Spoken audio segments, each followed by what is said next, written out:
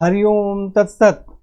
यह वृषभ लग्न की कुंडली है। सूर्य से फलादेश प्रारंभ करते हैं। सूर्य इस कुंडली में चतुर्थ भाव के स्वामी होते हैं, माता भूमि भवन के स्वामी होते हैं और पंचम भाव में बुध के राशि में विराजमान है।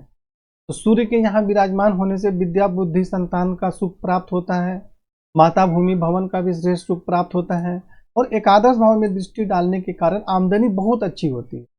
परंतु यहाँ देखिए सूर्य 29 अंश के हैं, अंश बल में बिल्कुल कमजोर है और राहु के साथ विराजमान है और केतु एवं शनि की दृष्टि है। देखिए केतु एवं शनि की दृष्टि है। तो सूर्य अकेले यहाँ पर विराजमान थे तो माता भूमि भवन विद्या बुद्धि संतान आमदनी के लिए बहुत अच्छा योग बन रहा था, परंतु सूर्य अंश बल में कमजोर है एवं पीड़ित है, जिसके कारण इन सभी क्षेत्रों में परेशानी होती है। मतलब माता भूमि भवन के क्षेत्र में भी परेशानी होगी, संतान से संबंधित भी परेशानी होगी और आमदनी का जो अच्छा योग बना रहा था वह भी प्राप्त नहीं होगा। इसके लिए सूर्य को यहाँ पे प्रबल करना जरूरी है और राहु केतु शनि से संबंधित जो उपाय आपको बताए गए हैं वह करना आवश्यक है, जिससे कि श्रेष्ठ लाभ प्राप्त हो सके। चंद्रमा इस कुंडली में तृतीय भाव के स्वामी होते हैं, पराक्रम एवं भाई बहन के स्वामी होते हैं और चंद्रमा यहाँ देखिए नीच राशि में विराजमान है।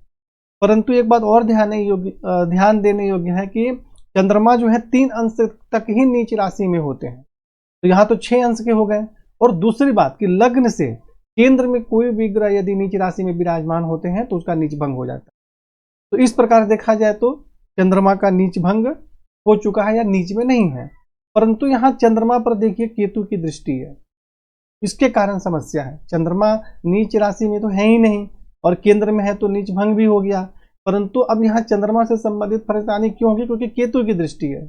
तो चंद्रमा जो है भाई बहन के स्वामी है, तो भाई बहन के सुख में परेशानी मतभेद होगा, पत्नी एवं वैवाहिक जीवन के सुख में भी कठिनाई एवं परेशानियों का सामना होता है, मानसिक परेशानी भी बनी रहती है, दैनिक रोजगार में भी कठिनाइयों का सामना करना पड़ता है। हालांकि चंद्रमा जब लग्न में दृष्टि डाल रहे हैं अपने उच्च राशि में तो ऐसे व्यक्ति बहुत सुंदर होते हैं और जीवन में उन्नति भी होती है, पराक्रमी होते हैं, मेहनती होते हैं, परंतु पीड़ित होने के कारण श्रेष्ठ लाभ प्राप्त नहीं हो पा रहा है। इसलिए चंद्रमा का मंत्र जाप करें, सफेद चंदन का तिलक लगाएं, शिव जी की आराधना करें और केतु से संबंधित दान एवं उपाय करें। मंगल इस कुंडली में पत्नी के स्वामी होते हैं, दैनिक रोजगार के स्वामी होते हैं, बाहरी स्थानों के स्वामी होते हैं और यहाँ देखिए कि मंगल भी तृतीय भाव में नीच राशि में विराजमान है, परंतु मंगल 28 अंश तक ही नीच राशि में होते हैं। खैर 28 अंश के हैं तो यहाँ पे नीच नहीं माना जाएगा। और दूसरी बात कि जो ग्रह नीच राशि में विराजमान होते हैं उसके स्वामी अगर केंद्र में विराजमान हो जाए तो भी नीच भंग हो जाता है। तो इसके स्वामी चंद्रमा यहाँ विराजमान हो गए लग्न से केंद्र में, क्योंकि चंद्रमा का यह घर है। तो मंगल यहाँ पे जो है वो नीच राशि में नहीं माने जाएंगे, परंतु जिस प्रकार चंद्रमा पर केतु की दृष्टि थी उसी प्रकार मंगल पर भी केतु की दृष्टि है, तो जिसके कारण भाई बहन से मतभेद होता है और विशेषकर भाई के सुख में बहुत ज्यादा कमी एवं परेशानी होती है और पत्नी एवं वैवाहिक जीवन के सुख में भी कठिनाई एवं परेशानियों का सामना करना पड़ता है, विवाह में विलंब होता है, दैनिक रोजगार में भी कठिनाइयों का सामना करना पड़ता है। यहाँ से मंगल दृष्टि डालेंगे आपको षष्ठ भाव में तो शत्रु पक्ष पर प्रबल प्रभाव रहता है, नौकरी में सफलता प्राप्त होती है और यहाँ से भाग्य स्थान में देखेंगे तो बाहरी स्थानों के संपर्क से एवं परिश्रम के माध्यम से भाग्य की उन्नति भी होती है, परंतु दसम भाव में दृष्टि डालेंगे तो पिता राज रोजगार के क्षेत्र में कठिनाई एवं परेशानियों का सामना भी करना पड़ता है। तो इस प्रकार इसके मिले जुले प्रभाव हैं। तो मंगल का रत्न आपको धारण नहीं करना है, तांबे का छल्ला आप धारण कर सकते हैं और मंगल का मंत्र जाप और इत्यादि जो उपाय बताए गए हैं वह उपाय आपको करना है।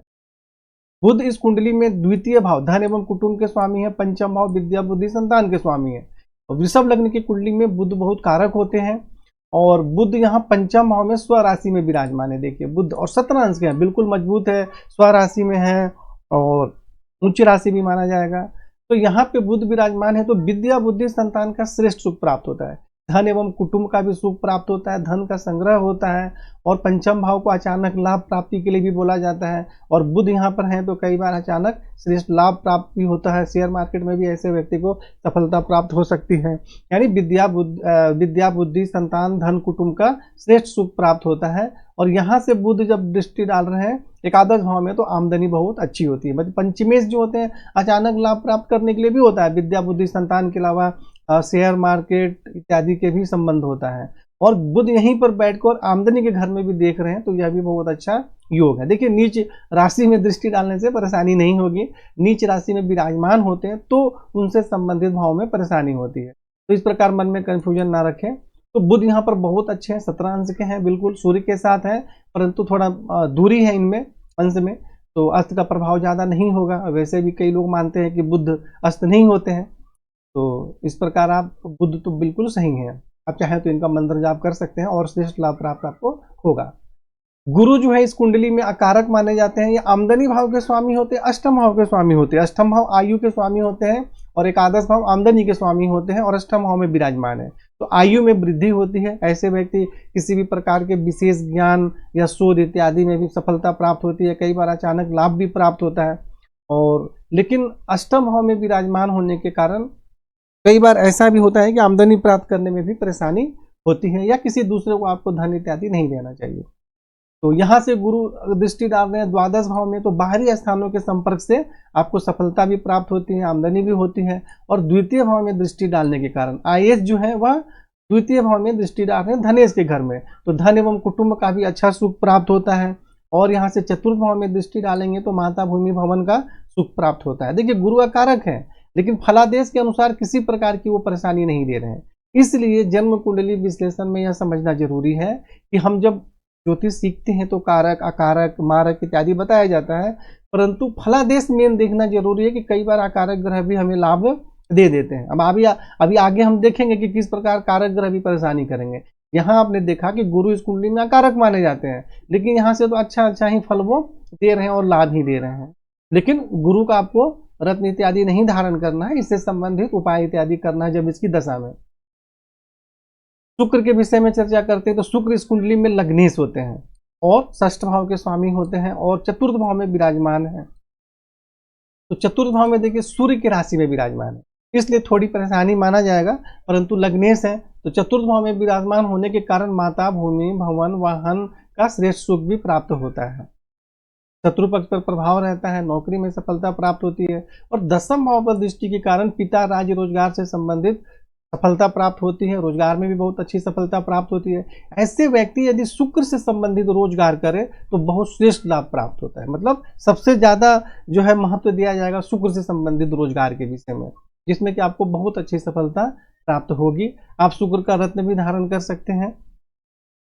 उसके बाद हम चर्चा करते हैं शनि से संबंधित। तो शनि इस कुंडली में राजयोग कारक ग्रह होते हैं। दसम भाव पिता राज रोजगार के स्वामी होते हैं और भाग्य धर्म उच्च शिक्षा के भी स्वामी होते हैं, और वह एकादश भाव में गुरु के घर में विराजमान है। ऐसा भी माना जाता है कि एकादश भाव में कोई भी ग्रह परेशानी के योग नहीं बनाते हैं। तो यहाँ पर विराजमान होने के कारण कुछ कठिनाइयों के साथ आमदनी के क्षेत्र में सफलता प्राप्त होती है, भाग्य की उन्नति होती है, धर्म का पालन करते हैं, पिता राज रोजगार के क्षेत्र में भी सफलता प्राप्त होती है। यहाँ से दृष्टि डालते हैं लग्न में तो शारीरिक स्वास्थ्य सौंदर्य जीवन की उन्नति में सफलता प्राप्त होती है, ऐसे व्यक्ति भाग्यशाली होते हैं। परंतु यहाँ से शनि जब पंचम भाव में सूर्य पर दृष्टि डाल रहे हैं, यह ठीक नहीं है। यदि सूर्य यहाँ नहीं होते और शनि यहाँ दृष्टि डालते तो विद्या बुद्धि संतान का श्रेष्ठ लाभ प्राप्त होता, लेकिन अब सूर्य पर दृष्टि डाल दिए तो विद्या बुद्धि संतान के क्षेत्र में और माता भूमि भवन के क्षेत्र में कठिनाई एवं परेशानी होगी। तो यह दोनों ही तरह से फलादेश को समझना जरूरी है। और यहाँ से शनि अष्टम भाव में दृष्टि डालते हैं तो आयु में वृद्धि होती है। तो इस प्रकार यहाँ देखिए शनि आपकी कुंडली में सबसे कारक है, परंतु इसका रत्न इत्यादि आपको नहीं धारण करना। वैसे भी 9 अंश के हैं और वक्री हैं, यानी कि बलवान ही माना जाएगा इनको, तो रत्न धारण नहीं करना है। अब यहाँ पे ये कारक है आपकी कुंडली में, भाग्य से सब कुछ है, परंतु आपको शनि का उपाय करना पड़ेगा, इसके अलावा कोई रास्ता नहीं है। क्योंकि शनि का उपाय नहीं करेंगे तो विद्या बुद्धि संतान माता भूमि भवन से संबंधित परेशानी होगी। इस बात को ध्यान रखें। किसी भी ग्रह का दान इत्यादि करने से, उपाय करने से वह ग्रह बिल्कुल भी कमजोर नहीं होते, उनसे संबंधित दोष में कमी आती है। जो परेशानी कर रहे हैं उस परेशानी में कमी आती है, कमजोर नहीं हो जाएंगे। तो इस बात का ध्यान रखें। इस प्रकार बहुत लोग भ्रमित करते हैं, तो उनके चक्कर में आपको नहीं पड़ना है। लेकिन उपाय नहीं करेंगे तो क्या परेशानी होगी आप ये समझ लीजिए, फलादेश से ये भी जान लीजिए आप। उपाय नहीं करेंगे तो क्या करेंगे, कैसे ठीक करेंगे, तो ये बात है। कारक अकारक की बात अलग है और फलादेश अलग है। वास्तविक फलादेश है, जो फलादेश बता रहा है आपको उस पर मुख्य ध्यान केंद्रित करना, उसके अनुसार अपने को उपाय करना है। अगर फलादेश का कोई महत्व ही नहीं होता तो फिर कुंडली विश्लेषण करने की भी आवश्यकता नहीं होती। आप जो कारक ग्रह है तीनों का रत्न पहन लो, जो यूट्यूब पर और टीवी पर भी बेचते रहते हैं, त्रिकोण का रत्न बना बना के गले में बांध देते हैं। तो ये सब चीजों से सावधान रहे। अब राहु के विषय में चर्चा करते हैं तो राहु यहाँ पर देखिए सूर्य के साथ पंचम भाव में विराजमान है। अब यहाँ एक बात सुनिए, अगर यहाँ सूर्य नहीं होते देखिए तो राहु यहाँ पर विद्या बुद्धि संतान का श्रेष्ठ लाभ देते हैं, परंतु यहाँ सूर्य है तो यहाँ फलादेश बदल गया। विद्या बुद्धि संतान के क्षेत्र में कठिनाई एवं परेशानी होगी, भाग्य की उन्नति में कठिनाइयों का सामना करना पड़ता है, आमदनी प्राप्त करने में भी कठिनाइयों का सामना करना पड़ता है। कई बार आपको अचानक लाभ प्राप्त होगा तो अचानक नुकसान भी हो जाएगा। गलत तरीके से पैसा वगैरह कमाने के चक्कर में नहीं पड़ना है, वरना मुसीबत में फंस जाएंगे। लग्न में दृष्टि के कारण शारीरिक स्वास्थ्य एवं जीवन की उन्नति में सफलता प्राप्त होती है। ऐसे व्यक्ति मेहनती, परिश्रमी, संघर्षशील होते हैं। जीवन में जो भी चाहते हैं उसको प्राप्त करने के लिए कठिन परिश्रम करते हैं और चाहते हैं कि हर कीमत पर मैं उसको प्राप्त करके ही रहूं। तो यहाँ पे राहु से संबंधित आपको दान एवं उपाय करना है।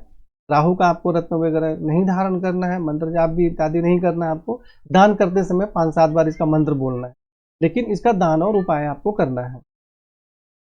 अब उसके बाद केतु के विषय में चर्चा करते हैं। तो केतु इस कुंडली में शनि के साथ विराजमान है। देखिए अकेले विराजमान होते तो यहाँ आमदनी का अच्छा योग बनता है, लेकिन शनि और केतु साथ में विराजमान है तो जिसके कारण आमदनी प्राप्त करने में कुछ कठिनाइयों का सामना करना पड़ता है। और मंगल पर दृष्टि डालने के कारण भाई बहन से मतभेद होता है और पत्नी एवं वैवाहिक जीवन, दैनिक रोजगार, इन सभी क्षेत्रों में कठिनाई एवं परेशानियों का सामना करना पड़ता है। पंचम भाव में दृष्टि डालेंगे तो विद्या बुद्धि संतान, माता, भूमि, भवन के सुख में कठिनाई एवं परेशानी होगी। और जब सप्तम भाव में दृष्टि डालेंगे चंद्रमा पर तो यहाँ भी पत्नी एवं वैवाहिक जीवन के सुख में कठिनाई एवं परेशानी होती है और दैनिक रोजगार में भी कठिनाइयों का सामना करना पड़ता है। और ऐसे व्यक्ति को भी यूरिन से संबंधित समस्या होने की संभावना रहती है। तो इन सब बातों पर आप ध्यान दें। और बाकी आपके कुंडली में संपूर्ण फलादेश उपाय विस्तार से लिखे गए हैं, तो इस प्रकार आप इसको समझ के और अपनी कुंडली में जो फलादेश हैं उनको समझ के और चर्चा करके आप जीवन में आगे बढ़ें। हरिओम तत्सत।